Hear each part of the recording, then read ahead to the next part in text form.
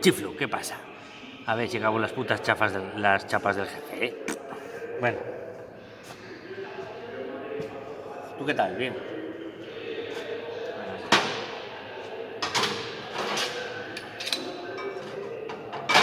Ya las tengo cuadradas, cortadas y todo, ¿vale? Ahora yo solo puntearlas. Ahora les pego unos puntos de soldadura y pistas.